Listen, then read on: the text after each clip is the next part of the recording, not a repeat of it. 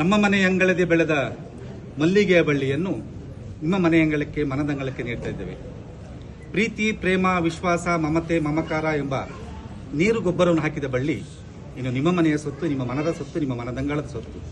ಈ ಪ್ರೀತಿ, ಪ್ರೇಮ, ವಿಶ್ವಾಸ, ಮಮತೆ, ಮಮಕಾರಕ್ಕೆ ಯಾವತ್ತೂ ಕೊರತೆಯಾಗದಂತೆ ಕಾಪಾಡ್ತೀವಿ ಎಂಬ ಭರವಸೆ ನಮ್ದಾಗಿದೆ. ಹಾಗೆ ನಮ್ಮ ಕರುಳ ಬಳ್ಳಿಯು ಯಾವುದೇ ತಪ್ಪು ನಿಪ್ಪು ಮಾಡಿದಲ್ಲಿ ನಿಮ್ಮ ಮಗಳಂತೆ, ಮನೆ ಮಗಳಂತೆ ಸಾಕಿ, ಸಲಹಿ, ತಿದ್ದಿ, ತೀಡಿ ಮುನ್ನಡೆಸುವ ಜವಾಬ್ದಾರಿ ಕೂಡ ನಿಮ್ಮದೆಂದು ನಾವು ಭಾವಿಸಿದ್ದೇವೆ. ಇಂದಿನಿಂದ ನೀವಿಬ್ಬರು ದಂಪತಿಗಳು.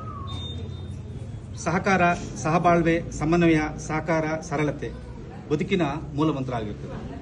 ನೀವು ಪರಸ್ಪರ ಪ್ರೀತಿಸುವುದು ಮಾತ್ರ ಅಲ್ಲ, ಪರಸ್ಪರವನ್ನು ಗೌರವಿಸುವುದು ಕೂಡ ಅತಿ ಅಗತ್ಯ. ಪರಸ್ಪರರ ಬಂಧುಗಳನ್ನು ಕೂಡ ಗೌರವಿಸುವುದು ಕೂಡ ಅತಿ ಅವಶ್ಯಕ. ಹಾಗಾಗಿ ಇಂದಿನ ದಂಪತಿಗಳಾಗಿ ಈ ಸಮಾಜದಲ್ಲಿ ಪರಸ್ಪರ ನೀವು ಗೌರವಿಸುವ ಮೂಲಕವಾಗಿ ಮಾದರಿಯ ದಂಪತಿಗಳಾಗಿ ಇನ್ನು ಮುಂದೆ ಸಮಾಜಕ್ಕೆ ನೀವು ಕಾಲಿಡ್ತಾ ಇದ್ದೀರಿ. ನಮ್ಮ ಮಗಳು ನಿಮ್ಮ ಮನೆಯ ಲಕ್ಷ್ಮಿಯಾಗಿ, ಅನ್ನಪೂರ್ಣೆಯಾಗಿ, ಶಾರದೆಯಾಗಿ ಒಂದು ಶುಭ ದಿನದಲ್ಲಿ ಸೇರ್ತಿದ್ದಾರೆ. ಹಾಗಾಗಿ ಈಕೆ ಮುತ್ತೈದೆಯಾಗಿ ಇಂದಿನಿಂದ ನಿಮ್ಮ ಮನೆಗೆ ಸೇರ್ತಿದ್ದಾರೆ. ತಾಯಂದ್ರು ಸಾಕಷ್ಟು ಜನ ಸೇರಿದ್ದೀರಿ, ತಿಳ್ಕೊಳ್ಬೇಕು ಮುತ್ತೈದೆ ಅನ್ನೋದಕ್ಕೆ ಕಾರಣ ಏನು ಅಂತ ಹೇಳಿ. 5 ಮುತ್ತುಗಳು, 5 ಮುತ್ತು ಇದ್ರೆ ಮಾತ್ರ ಮುತ್ತೈದೆ ಅಂತ ಹೇಳ್ತೀವಿ. ಅಂದ್ರೆ ಲಕ್ಷ್ಮಿ, ಶಾರದೆ, ಅನ್ನಪೂರ್ಣೆ ಎಲ್ಲವೂ ಕಡೆ ನೆಲೆಸಿರುವುದು ಮುತ್ತೈದೆ ತಂದಲ್ಲಿ ಅಂತ ಹೇಳಿ. 5 ಮುತ್ತುಗಳಲ್ಲಿ ಒಂದು ಕುಂಕುಮ, 2ನೇದು ಮೂಗುನತ್ತು, 3 ತಾಳಿ, 4 ಬಳೆ, 5 ಕಾಲುಂಗರ ಅಂತ ಹೇಳಿ. ಯಾಕಿದು ಧರಿಸಬೇಕು ಅಂತ ಹೇಳಿ ಹೆಚ್ಚಿನ ನಾವು ಭಾವಿಸಿವಿ ಕೇವಲ ಅಲಂಕಾರಿಕ ವಸ್ತು ಅಂತ ಹೇಳಿ ಅಲ್ಲ. ನಮ್ಮ ಸನಾತನ ಹಿಂದೂ ಧರ್ಮ ಸಂಸ್ಕೃತಿಯಲ್ಲಿ ಬಹಳ ಮಹತ್ವವಾದ ಅಂಶ ಇದೆ, ಮಹತ್ವ ಇದೆ. ದಯಮಾಡಿ ತಿಳ್ಕೊಳ್ಬೇಕು. ಒಂದು ಕುಂಕುಮದ ಬಣ್ಣ ಯಾವುದು ಹೇಳ್ಬೋದಾ? ಕೆಂಪು ರಕ್ತವರ್ಣ ಅಂತ ಹೇಳ್ತಾರೆ.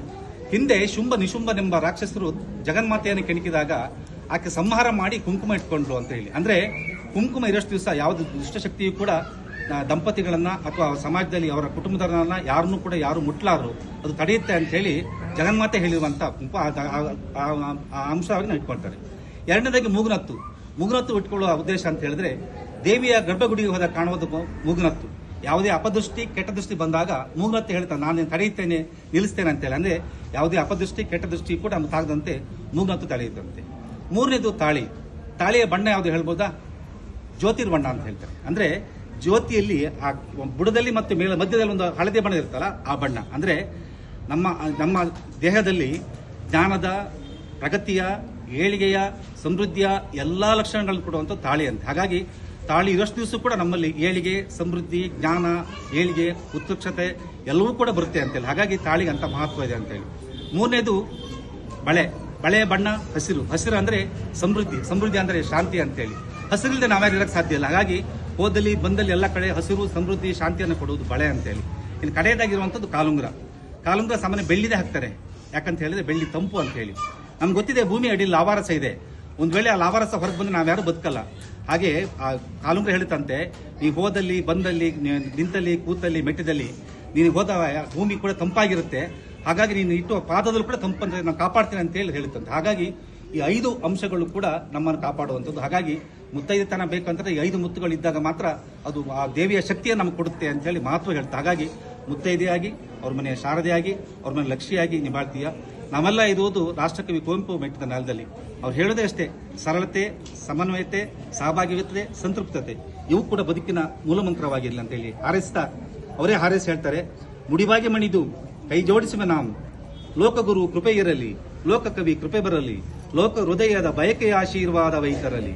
ಮಣಿದಿರಲಿ ಮುಡಿ, ಮುಗಿದಿರಲಿ ಕೈ, ಮತ್ತೆ ಮಡಿಯಾಗಿರಲಿ ಬಾಳ್ವೆ. ಜಯಿಸುಗೆ ರಥಪಸ್ಸೊಯ್ ದೊರಕೊಳಗೆ ಚಿರಶಾಂತಿ ಅಂತ ಹಾರಿಸ್ತದೆ. ತಾಯಿ ಅನ್ನಪೂರ್ಣೆ, ತಾಯಿ ಶಾರದೆ, ತಾಯಿ ಜಗನ್ಮಾತೆಯ ಕೃಪೆ ಈ ದಂಪತಿಗಳ ಮೇಲೆ ಸದಾ ಇರಲಿ. ಈ ಸಮಾಜದಲ್ಲಿ ಅತ್ಯುನ್ನತ ಆದರ್ಶ ದಂಪತಿಗಳಾಗಿ ಬಾಳ್ಲಿ ಅಂತೇಳಿ 10 ಜನರ ಪರವಾಗಿ ದೇವಿಯಲ್ಲಿ ಪ್ರಾರ್ಥಿಸಿ ನಮ್ಮ ಕೈಗೆ ನಮ್ಮ ಮಗುವನ್ನ ನೀಡ್ತಿದ್ದೇವೆ. ತಾಯಿಯ ಕೃಪೆ ನಿಮ್ಮಲ್ಲಿ ಇದೆ.